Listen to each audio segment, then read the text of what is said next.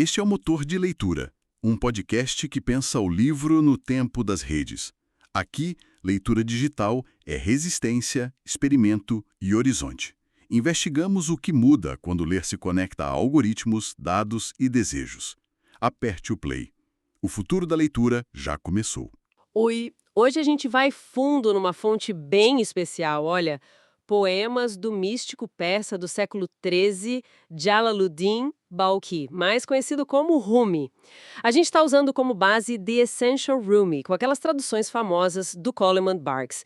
E a nossa ideia aqui é tentar explorar um pouco o coração dessa poesia que, nossa, fascina tanta gente até hoje. Qual que é a essência que o Barks quis mostrar nessa seleção? Boa pergunta para começar.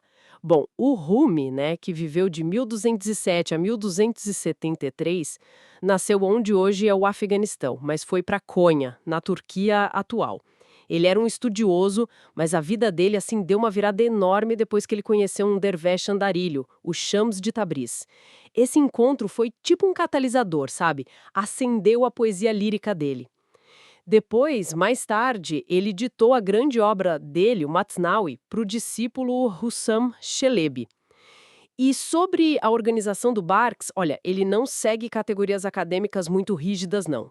São 27 temas que tentam mais é capturar uma sensação de fluxo, de algo vivo. Os sufis viam a poesia do Rumi não como um texto fechado, sabe? Mas como uma fonte, o Qalb, o coração espiritual, jorrando sabedoria prática, ali na conversa da comunidade, no sorbete. O Barks tenta meio que espelhar essa espontaneidade. Interessante isso. E uma das metáforas que mais chamam a atenção logo de cara é essa da embriaguez mística, né? A taverna tem uns versos tipo quem fala palavras com minha boca. É meio desconcertante, essa ideia de perder o ego no vinho divino. Fico pensando, será que para quem lê hoje, isso soa mais como, sei lá, libertação ou como uma perda de controle meio assustadora?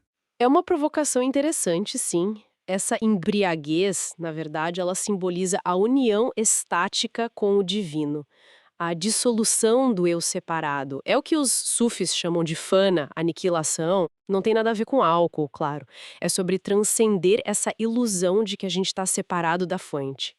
Para Rumi, essa separação é a causa do sofrimento. Lembra daquela famosa canção da flauta de junco? Ela chora justamente por isso, por ter sido cortada do canavial, da origem dela. A embriaguez seria o êxtase desse reencontro, sabe? A superação dessa dor. Faz sentido, faz sentido. E isso conecta com outro tema que parece fundamental, e talvez até mais. Radical, o do vazio e do silêncio. Tem a seção 3, Emptiness and Silence. Parece um paradoxo, né? Querer se livrar das imagens, das palavras, até da identidade.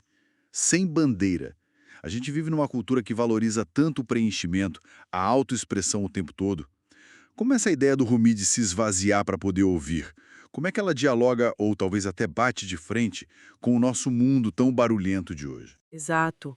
Aí está o ponto que é contraintuitivo, mas é poderoso. Para Rumi, o vazio não é o nada, entende? É a potencialidade de tudo. Pensa na flauta de novo.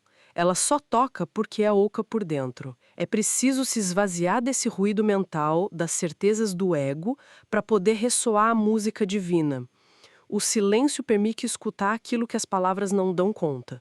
Rumi usa muito o paradoxo, as histórias como aquelas nas sessões de contos, justamente para tirar a gente da lógica comum e apontar para essa realidade mais profunda, que só aparece quando a mente tagarela, bom, quando ela se aquieta um pouco. Entendi. Então, tanto a embriaguez quanto o vazio parecem ser, na verdade, caminhos, ou convites, né? Para a gente ir além desse eu mais limitado que a gente costuma viver. Precisamente. É um chamado constante para a experiência direta, para a transformação através do amor, aquele amor avassalador, o isque, e da entrega. É reconhecer a unidade fundamental por trás de tudo, né? É quando aquela máxima islâmica não há realidade senão Deus. E nessa jornada, a figura do amigo, do mestre, como Shams foi para o Rumi, é crucial. Alguém que funciona como um espelho, que guia para além das aparências, em direção a essa união.